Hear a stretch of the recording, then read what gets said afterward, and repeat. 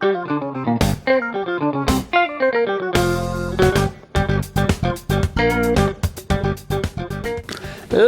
me see what you think about this, my friend. I hear through the trade papers and through Donald Trump that Jon Voight is among the people that is going to save Hollywood. I have so many questions about this situation. Well, so I don't know, because I saw Megalopolis. Yes, you did, and I as well saw that. It's so weird that Although that he does have the best line in the whole movie. Man, that was just came and went like that. And, you want to support things, but I don't know if I'm going to go back and watch it. I don't know. That thing was a thing, but what? Yeah, I watched it once. Yep, happy to watch it once. And I am glad that he made what he wanted to make. And I think we need more big, weird movies like that. Yes. I might watch it again. Absolutely.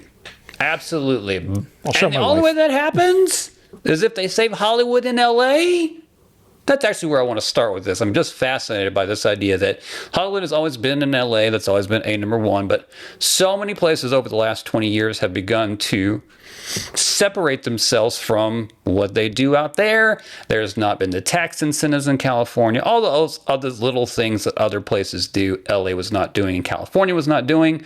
Are they too far behind on the bill now? Is this going to come back to LA? Does it even matter if it's in LA besides the people that are in LA?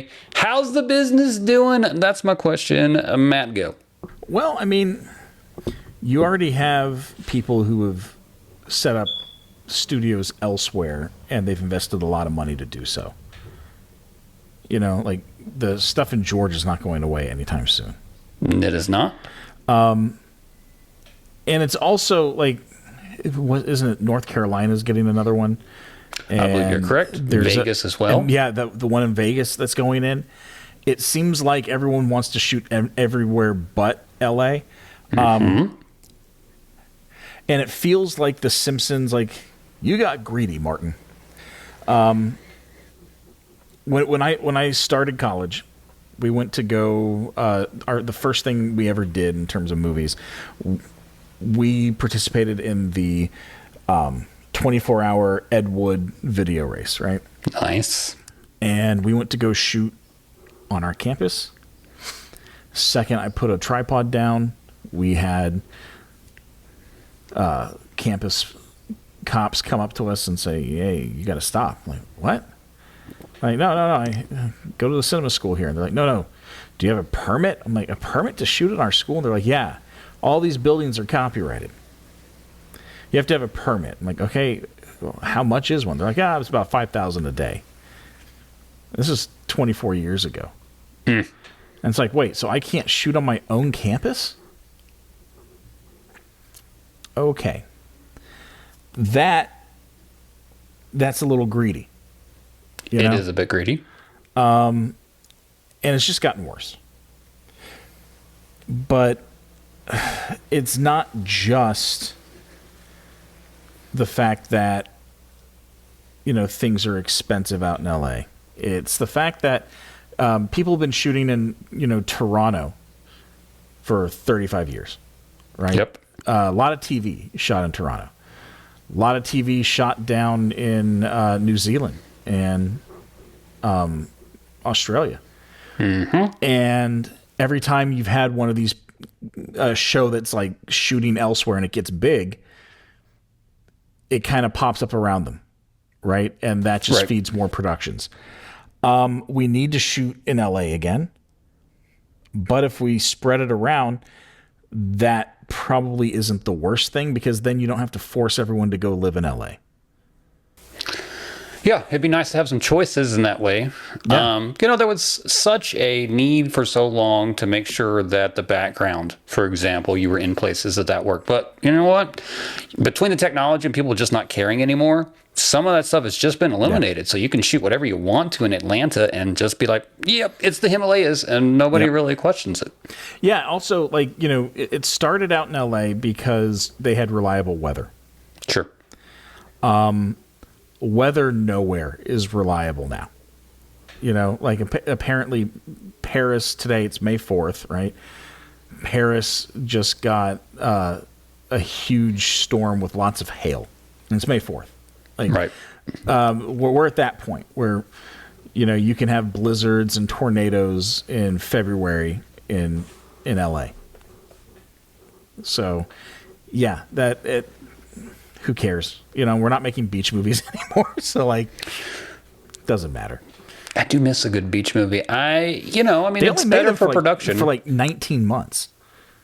For me, I just, look, content for the most part can be on a set, and I'm okay with that, and that's completely fine, and that should be completely fine, and it saves so much of the hassles and the pains that you have to do going into the real world. But that being said, I think more movies need to be shot on location, going to do those things where things are tangible, and you can actually have a real piece of art in that way, because when you're shooting on green screens and that kind of stuff and it's a movie, it doesn't work for me. I'm apprehensive. I'm excited about the new Jurassic World, but I've seen it and I'm just like, that's one where they went on location. They did, yes, but and I guess it kind of goes back to pick to defend that. I know, but then there's just, I miss a realness that's just not depicted anormore, and that's fine. I think we're getting back to it. Especially with stuff like the Thunderbolts. That's one thing I really liked about the Thunderbolts. Just Thunderbolts, sorry. Is the fact that it felt a little more grounded, and not just like CG on everything. Mm-hmm. The thing is, I don't think you're ever going to get away from it completely. Definitely not. But we are, like, you're already seeing changes, like the volume that they first used on Mandalorian season 1, right? They were doing things like you'd have Werner Herzog sitting at a desk in a room, and the entire room is on the volume. It's just the desk, right? And it's like, that's a little much. Well, now for apparently Andor season 2, there's, a scene where these people are eating at a restaurant, and the restaurant's real, but the panorama behind them is done with the volume. I'd like to see more of that. I'd like to see sets with, an interactive component like that. Like, because I don't mind a hyper realness to things. I don't mind a little bit of fantasy because it's a movie anyway. Sure. Like Pulp Fiction, that one scene where they just decided to do, black and white rear screen projection in the cab. Yeah. Obviously fake. Because every scene in a movie like that, it's going to look fake. So let's just call attention to it, and this is the pulpiness of it. I don't mind that. But what I do mind is when you have a giant movie with a ton of money, not going to locations and not using real pyrotechnics and stuff, and just doing it all on computer. And I think that's one of the reasons why the Mission Impossible films are loved so much, because they're still doing stuff. They're augmenting it, yeah, of course, but they're getting a lot of stuff in camera, and I think people can feel that. Oh, 100%. And that's the importance of an IMAX or that kind of thing, because the technology is so good now that it means something when you're experiencing it in that space. And I love that. I love being able to ride that wave with Tom Cruise or whoever it is. I hope that the next generation sees those things and continues to do those things. It's not always safe, honestly. And you know what? Sometimes insurance companies are going to question whether you're going to, do that. But I feel like a guy like Austin Butler just doesn't care. Those kind of people are just like, I'm going to do me. And, I'm going to be like Tom Cruise and do these different kind of things. And just as long as we continue to do that, I think that the other things can be worked with. It looks fantastic. There's some of the backgrounds that they're doing technologically now are amazing. Being able to utilize when you're there in person, updating the graphics, that's artistry to me, and that's all I'm looking for. I need somebody there with the artist's hand that's making art. And even if it is just that technology in the background, that's fine by me. I'm okay with that. Well, let's also not forget that there are thousands of shots that you've watched that have been digitally altered in some way that you have no idea were ever touched. They will replace entire scenes, like in the background, after shooting them. And most people don't notice. I think it's just when the quality suffers and it starts to feel lifeless, that you might care. But like, yeah, to me, I think it goes a little far when you're doing something like, Avengers Endgame, where all of the suits, are motion capture, and you're going to get rid of the background anyway. And at that point, it's like, oh, so we're just watching computers. Yeah. Okay. What's the perfect balance of shooting films elsewhere, but LA still having a thriving film industry where people want to continue to stay there and work there and live there? Like, what's the balance there? Man, I don't know.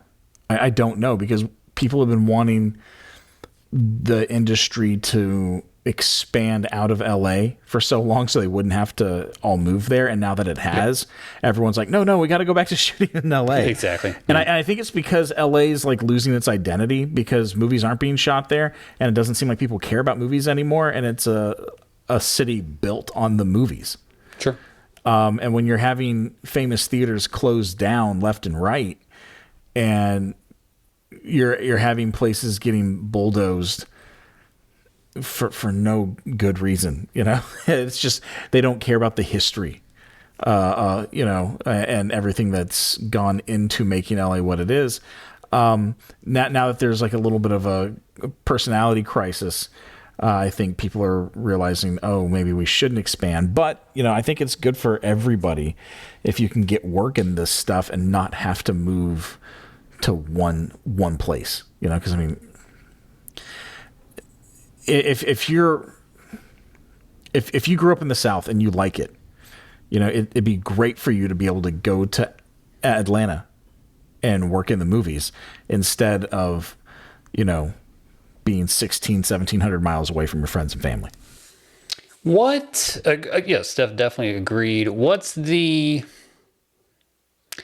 in my experience in Albuquerque, if I'm being honest, it was 85 to 90% people that they would bring in from LA to New York for any of the good jobs. And then, the local people just have the crappy PA kind of jobs on set. How do you deal with that problem? How do you balance those things out? I mean, they're doing it in places. I mean, Fort Worth has a pretty thriving, film community right now. But how do you kind of deal with that situation? That's a little more complicated. Oh, 100%. Yeah.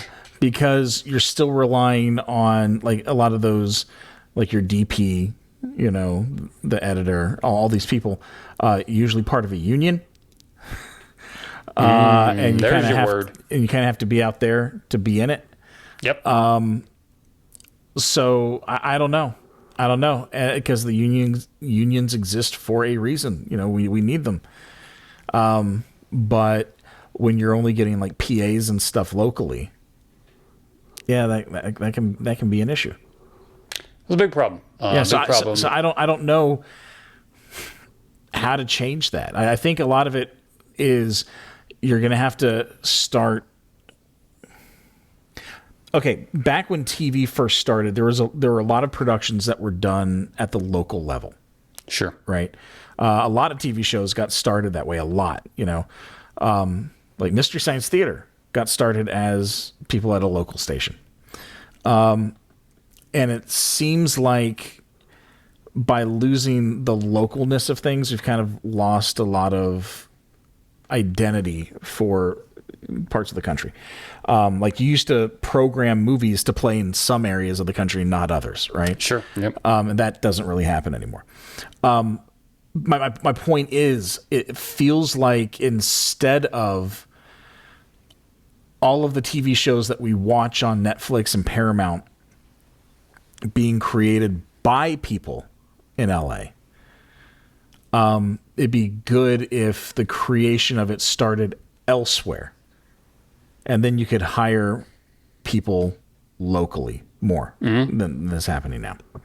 I like that. And I kind of want to ask an extension of that. How much better is it now where you have Tyler Perry having a studio and you have different people having studios that are not that are not MGM, not the big guys? How important is that to have those independent kind of places where people can go and still create without having to deal with the studios per se?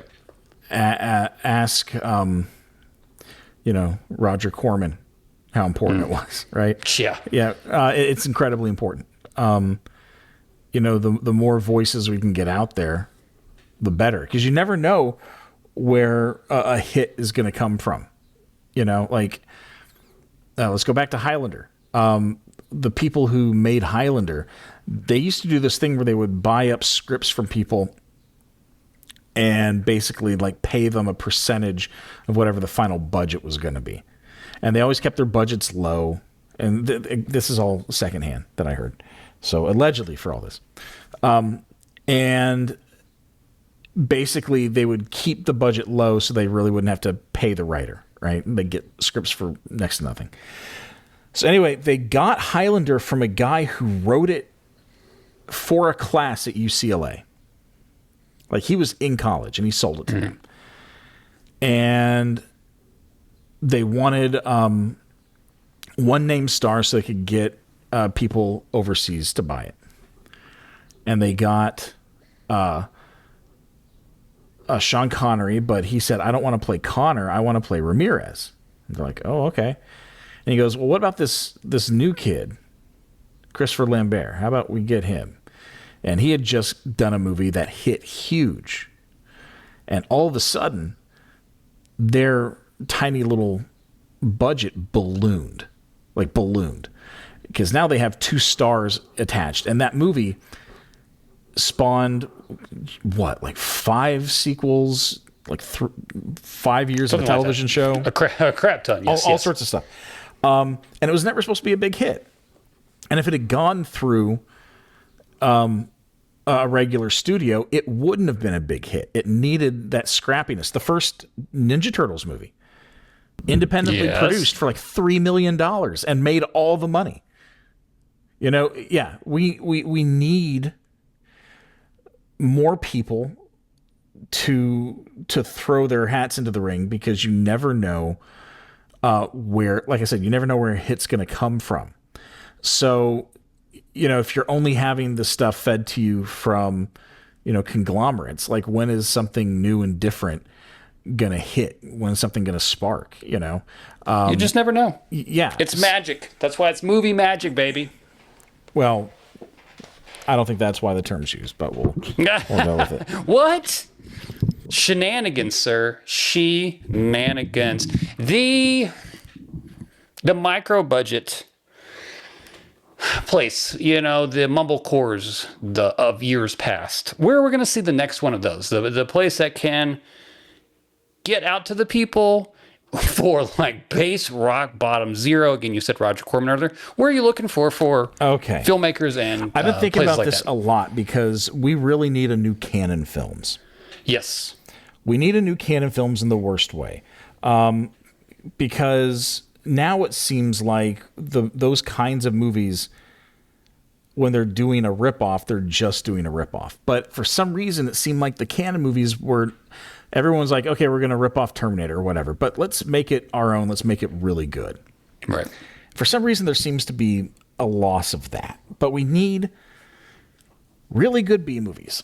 Now, there is a movement online, or there was, called folk filmmaking, right?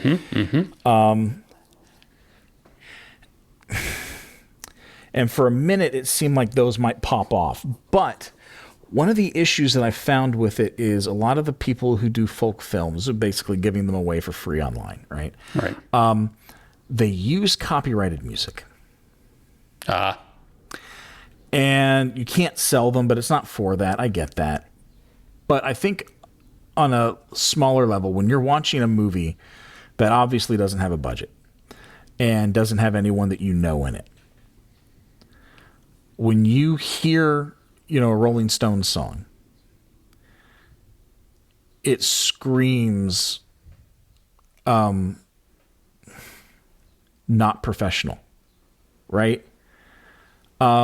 Just because there's no way that a production this small is going to be able to get a song like that. Right, sure.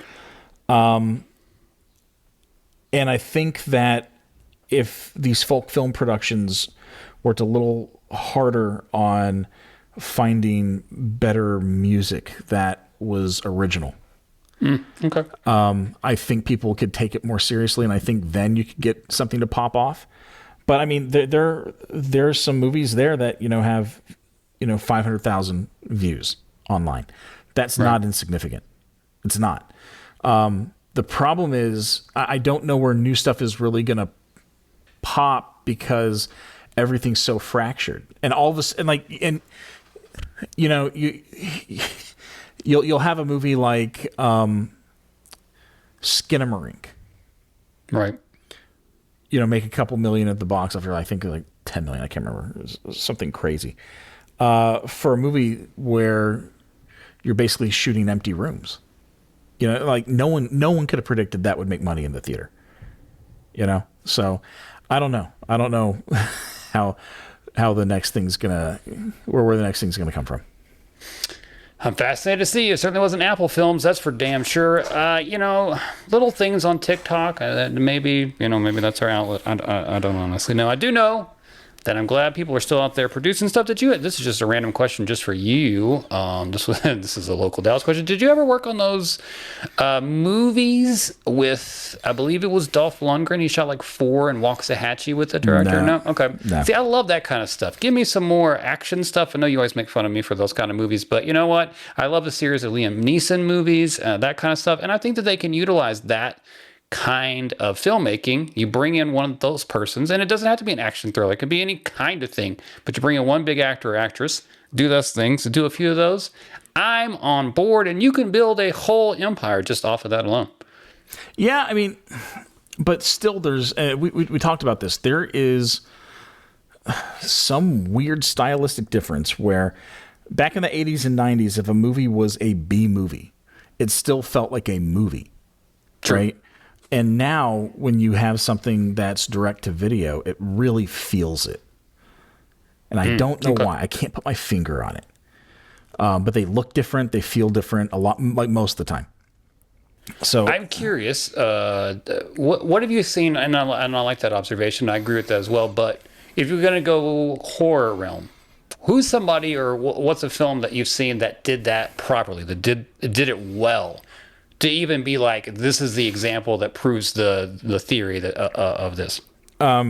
in terms of like that was actually good. That had all those components, but actually they put out a good product versus the 99% of the other ones that don't.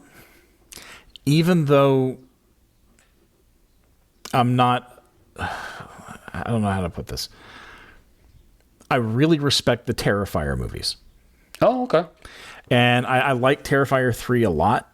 And I'm not like the biggest fan of that kind of movie. Mm-hmm. But the way they were able to take something that was no budget on the first one and made money. And then they said, hey, well, let's raise the budget. And then they just keep, it's almost like they keep cranking out these movies where it's like, we're getting more money. And now you can see what was in our head the whole time. Right? So you can see the craft behind it even when they didn't have any money. Right. I think those are a really good example of how you can break through. And that is really because they created, a character. They created iconography. Mm-hmm. Art the Clown is now up there with, Freddy and Jason in terms of how recognizable he is. Right. Crazy how they were able to do that. And good job, by the way. I mean, that is an impossibility almost. So to be able to break through and do that, that takes real talent and real skill and real marketing capabilities. Yeah. That is part of the filmmaking process nowadays. Like, if you can't get that out there to the people, then what good is it? What good indeed. If you ran a studio right now, could you bring together a meeting of all the studio heads and just eliminate them? Can we do that?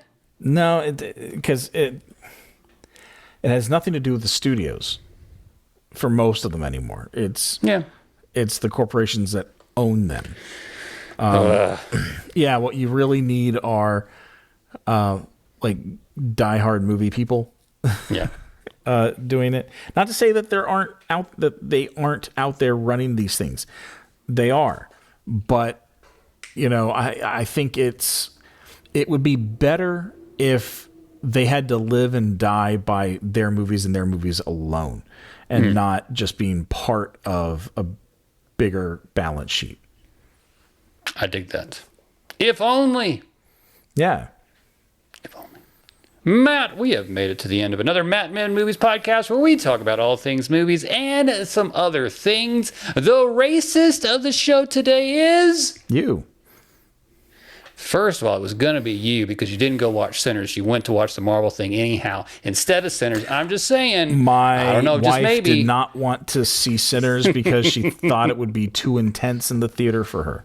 It was intense indeed. And Then there you obviously, this is your standard. You watch these films, and I understand, but I was still going to call you racist anyhow. We all know that Matt's not racist, but what he is a selector of movies that he watches during the week. And what he does, as well as I will do in a second, is tell the people a little something to watch that we watched this week.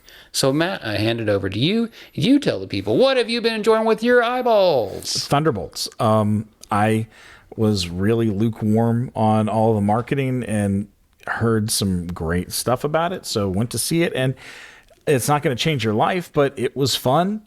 It had characters that I cared about, which I didn't think was going to happen. Yes. And felt really human. And again, was about something. My wife teared up at one point. That's never happened in a Marvel movie before. Really? She didn't get it for the end game when everybody started disappearing? Oh, man, that got me good. I mean, Infinity War? Yes. No. Oh, No. man. Boy.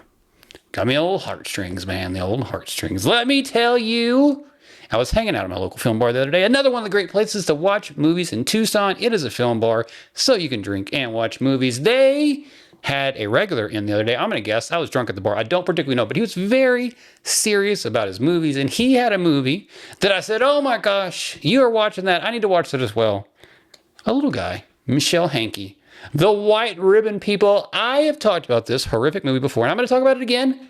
Black and white, first of all, so Suck It, made in the 2000s, so also Suck It. About early World War I and kids and bad things start to happen. Let me just tell you, that is not an uplifting movie. That is a fact about any Michelle Hankey movies, but it's a wonderful movie, one of my favorites of his. So if you want to go and down into the and enjoy a little kid horrific stuff, The White Ribbon, it is for you. That is my recommendation to the people, as well as The Accountant too, as well as Sinners. All those things are wonderful to watch. Watch any of those because, guys, movies are back, but they've never left. I cannot wait until they allow us in the Criterion Collection van. But until then, we'll just keep talking about movies. I'll keep pulling things out from back here. My new little setup where I've got movies at the ready to go so I can talk about ridiculous things like conspiracy theory and The King's Speech, which I've never seen, but I'll watch one of these days. Matt, what's the last movie that you bought? What was the last thing that you put into collection? Oh, shoot. I have a copy of, I think it's Arrow Videos, 4K of, what's the name of it? Dark City that's not in yet. That's Excellent. the most recent one. Before that, probably Soy Koopa. Ooh, very nice. Did you pre-order Cobra in 4K? No, I did not. Oh, baby, you got to see Sylvester Stallone cutting pizza in 4K. I don't know what else 4K is for. If it's not for that, it's going to be so weird. I don't always like movies in 4K that were shot in the 80s because it just looks a little strange. I wish we could just watch films at home, but we can't do that because that is expensive and nobody's going to send me a projector to watch those on. But I'll still eat my popcorn and I'll still watch movies because I love movies. Matt, I believe that you still love movies. Is that true? Yeah. Excellent. So we're here at the end. Let me put a button on this. Somebody's favorite podcast out there is listening to us right now. Matt, you got to tell them one more thing before we go. See you.